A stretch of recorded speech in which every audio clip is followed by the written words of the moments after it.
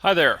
My name's Russ Thornton, and I'm a financial advisor and vice president with Wealthcare Capital Management. And today I'd like to give you a brief glimpse into the financial advice and financial planning process that I use when I work with widows, divorcees, and other independent women in an effort to help them live their best life.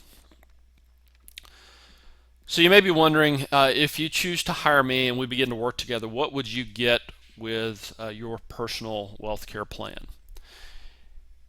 And let me be very clear from the outset. Everything that I do and my firm does on your behalf is designed to help you experience your most important goals and dreams and help you live the absolute best possible life that you can. So everything we do is focused on you. It's not there's not some hidden agenda where we're not keeping anything from you. Everything we do is designed to be very transparent and focused on you. And the way we do that could be summed up at a high level in three ways. We're trying to achieve a level of comfort and confidence that you'll be able to achieve the goals that you value. We want to do this without introducing unnecessary or undue sacrifice to your current lifestyle today. So we don't want you to be miserable today in order to have this great retirement or this great future lifestyle. We're trying to balance living a great life today as well as being prepared for whatever tomorrow may bring. And we want to avoid unnecessary investment risk. So it's very important to us to take only as much investment risk as possible to achieve the goals that you value and to help you live your best life.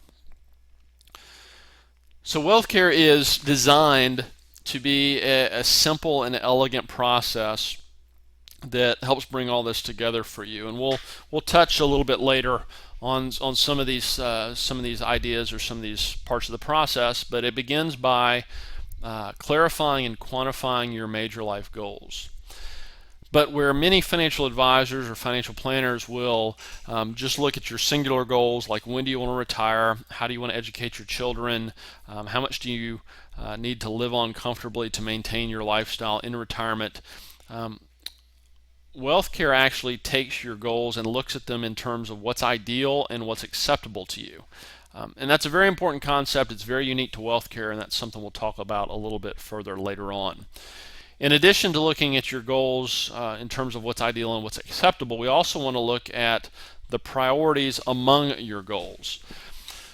Once we've looked at your goals, once we've identified what's ideal, what's acceptable, and the priorities among these goals, then we want to stress test these goals.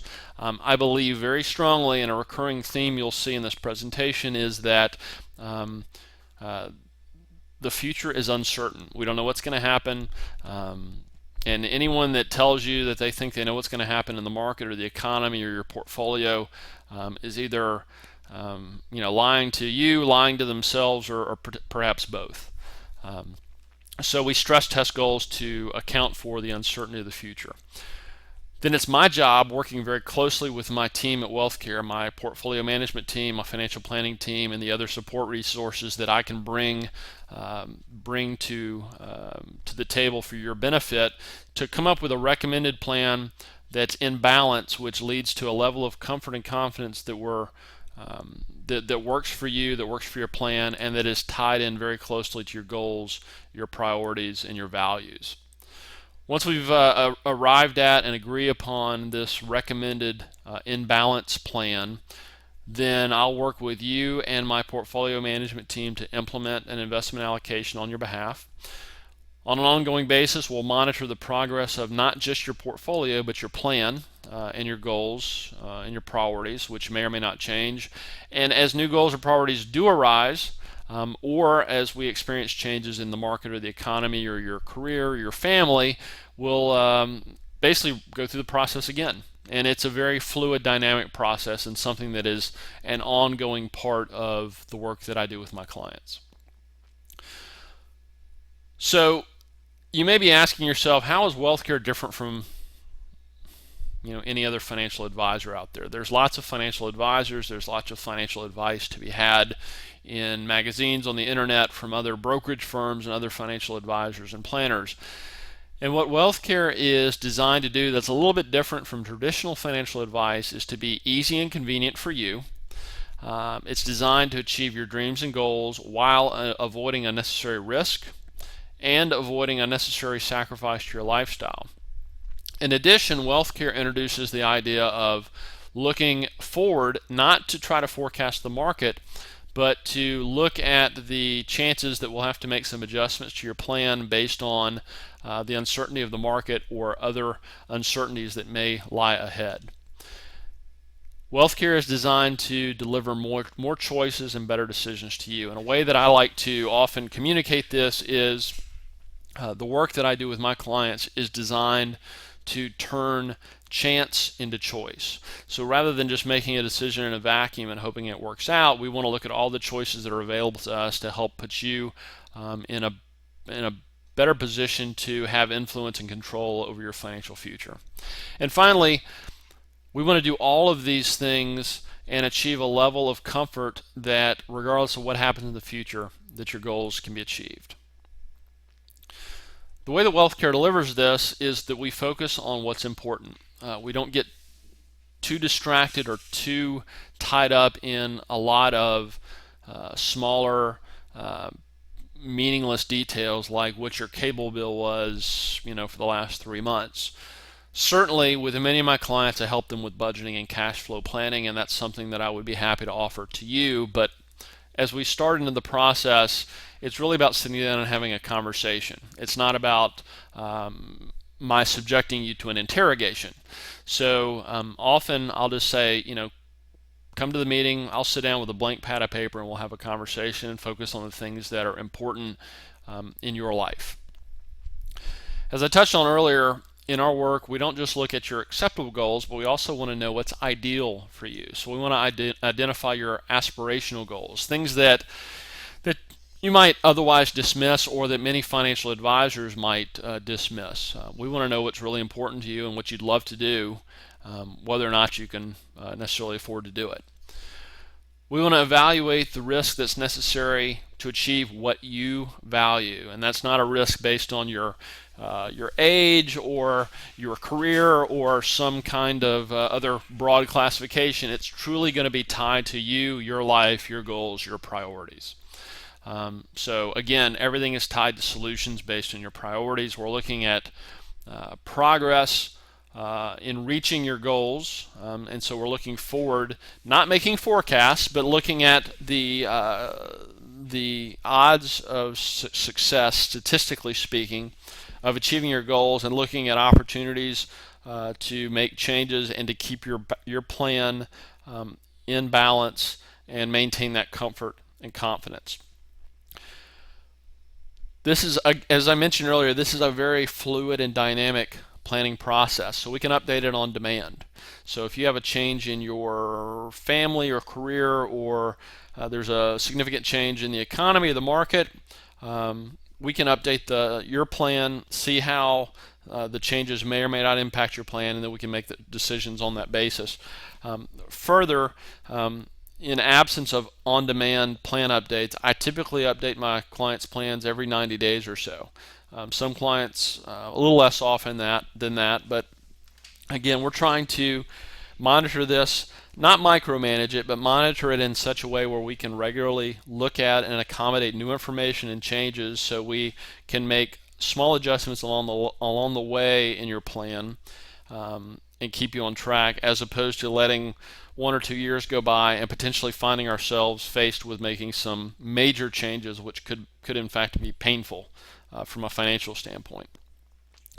And we're continually monitoring and calculating confidence so we can keep your plan in balance. And again, that's designed to make sure we're prepared for tomorrow while still making the most of your lifestyle today.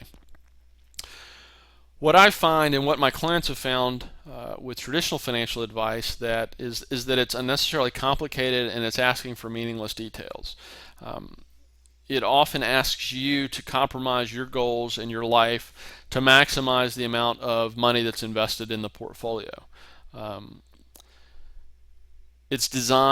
Traditional financial advice is designed to identify your maximum risk tolerance, and this is often done through the use of a multiple choice questionnaire to identify your maximum risk tolerance and then position you to experience it, which seems completely backwards to me, but that's how most advisors do it.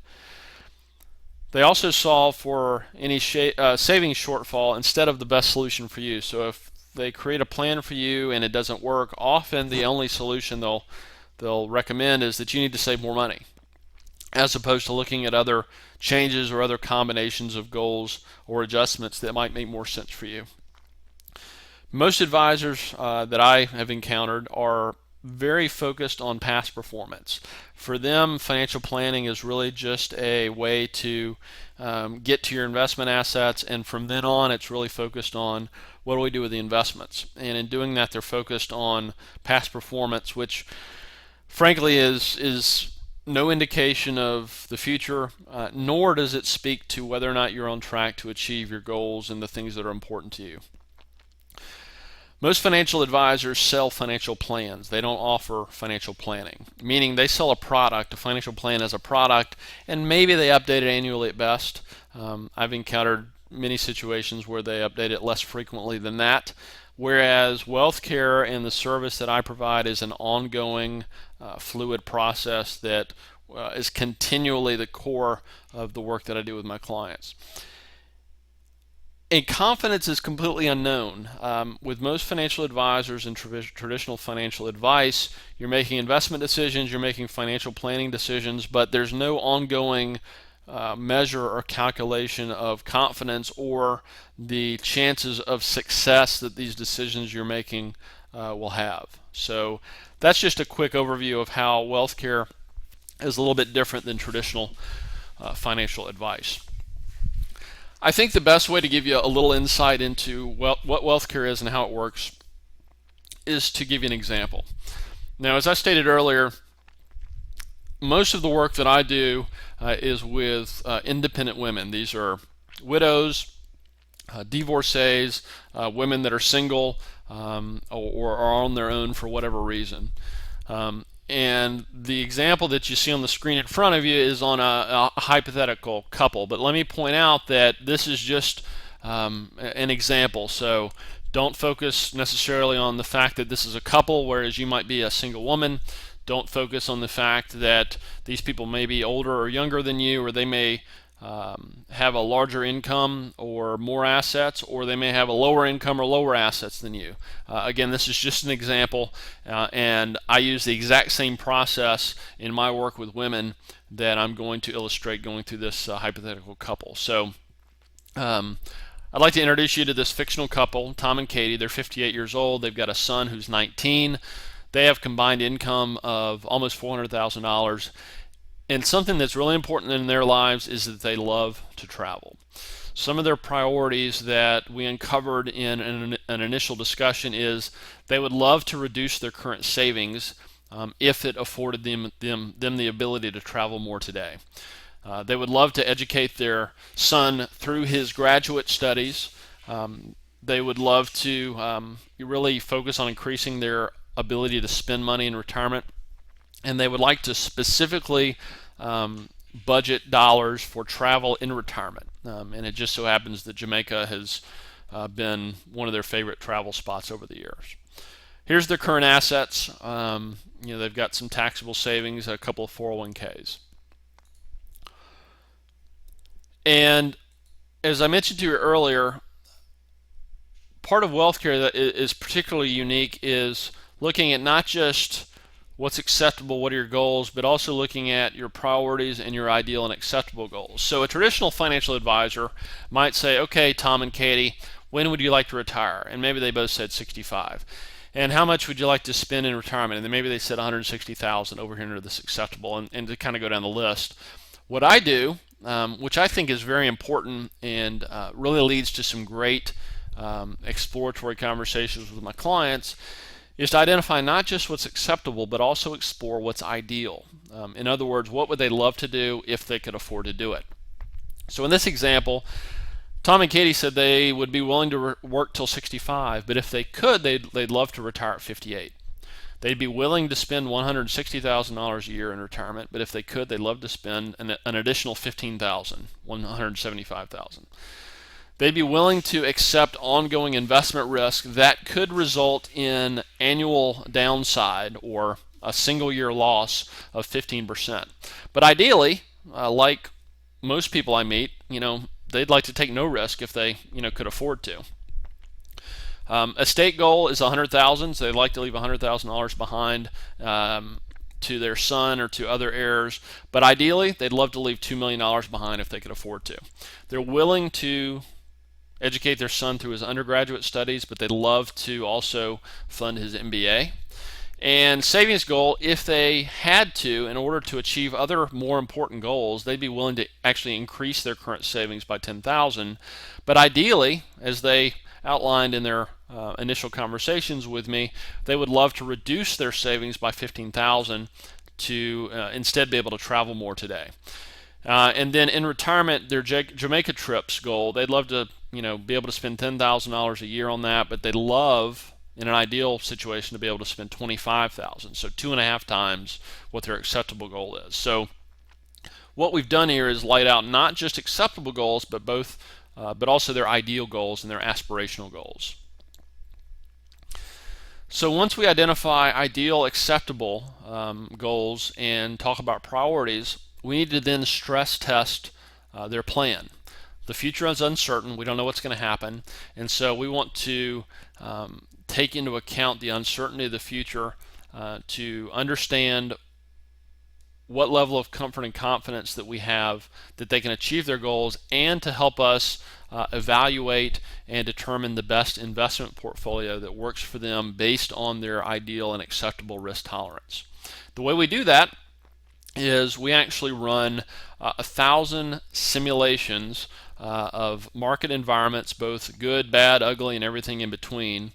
And the confidence or comfort level, which you can see indicated on this graph above, is the percentage of the 1,000 simulations that meet or exceed your goals. So in this example, if you meet or exceed your goals in 830 of the 1,000 simulations, your confidence is 83%. And by the way, this is not just a simulation or a stress test that we do on the front end of the planning. Every time we update your plan, every time I sit down and review a client's updated plan with them, I'm stress testing their plan all over again. So we're consistently testing for an uncertain future. So you may notice on this chart there's kind of 3 sections. There's this red here on the left, there's a blue on the right, and there's kind of a neutral colored section here. And this is important because you might jump to the conclusion that you would want to have 100% confidence all the time. And I would argue that that's not really the case, because I believe that you can actually be so confident, overconfident in fact, of the future that you could be sacrificing your lifestyle today. Meaning you might be taking more investment risk than you need, you may be working longer than you need to, you might be saving more money than you need to. And if that's the case, that could mean that you're sacrificing your current lifestyle in exchange for an overconfident future. So anything above 90% I would consider to be a level of sacrifice to your current lifestyle. Likewise, there's a level where we don't have enough confidence. So if you're in the red, if you're under 75%, that means that we would be too reliant or too dependent upon chance that your plan would work. And so if you kind of think of the 3 bears analogy, maybe this blue is too cold and the red's maybe a little too hot, and we're trying to get into this this area here between 75 and 90% where we're just right, where we're not too hot, we're not too cold, we're not overfunded, we're not underfunded. This is again, as I'd stated earlier, this strikes a balance between being well prepared for the future while still making the most of your life today. And so here is, again, though hypothetical, here's a sample recommendation. So Tom and Katie said they'd be willing to work to 65, but they'd love to retire at 58. Well, it turns out they can't afford to retire at 58, but they can retire at 62, which is 3 years earlier than maybe what a traditional financial advisor would have identified as their target retirement age. They can, in this example, afford their ideal retirement income of 175. They can't eliminate the risk, but neither do they have to expose themselves to their maximum risk tolerance. So we've actually cut their maximum risk tolerance approximately in half. They can't meet their ideal estate, but they can do a lot better than they're acceptable and leave $500,000 behind. They can afford to graduate or fund their son's studies through his graduate studies, which was important to them. They can actually reduce their savings, so they can't reduce it by the full $15,000, but they can reduce it by $10,000, which gives them more money to travel and enjoy their financial resources from today until retirement. And it was very important to them to maintain a travel budget to continue enjoying trips to Jamaica, and it turns out they can actually afford to achieve their ideal savings or budget for Jamaica trips in the future. And they can do all this with 83% confidence, which, as you may remember from the last slide, is right in the middle of the comfort zone. But once we create this plan, once we identify what's ideal or a recommended plan that balances comfort and confidence and makes the most of their lifestyle today while being prepared for the future, we want to monitor it. So it's not set it and forget it financial planning. We're continuously looking at an updated plan, reviewing and monitoring this on an ongoing basis. And we look at the value of your portfolio, which you can see by this dotted line here on the graph, how it relates to the comfort zone, how it relates to the blue overfunded and the red underfunded status. And we do this on a regular basis, typically at least every 90 days for most of my clients, but we can do it more frequently or on demand if your situation calls for it. So again, I'm not selling a financial plan, which many financial advisors do. Financial planning is very much a foundational part of the process and the service that I deliver to my clients on an ongoing basis. And I'd mentioned earlier too that while we're not forecasting the future, we do want to look forward to look at the chances that we'll have to make a change in the future. And so we like to refer to this as an early warning system to consider the odds that at some point in the future we're going to fall out of the comfort zone and either go up into the blue or down into the red. And so by using the statistics, the same statistics that we use to stress test your plan, we can also use those same statistics to look at the likelihood that your plan is going to fall out of the comfort zone over the 1 year, 3 year, and 5 year periods into the future. And that's based on some statistics we use around the investment portfolios that we recommend for your plan. But again, I think this is a very unique and distinctive difference between Wealthcare and traditional financial advice because we're not trying to predict what's going to happen in the market or with your investments, but we are looking at when might we have to make some changes to make sure that we keep the plan on track to achieve your goals, your priorities, and the things that you value in your life. So to kind of recap and summarize things, I think Wealthcare by design is easier. We want to look at, consider, and achieve goals that may otherwise be ignored, and that's because we want to discuss and explore your aspirational goals. We're trying to avoid unnecessary risk, and we're trying to avoid any unnecessary sacrifice to your current lifestyle. So it's trying to make the most of your life today while being prepared for an uncertain future, whatever the future may hold.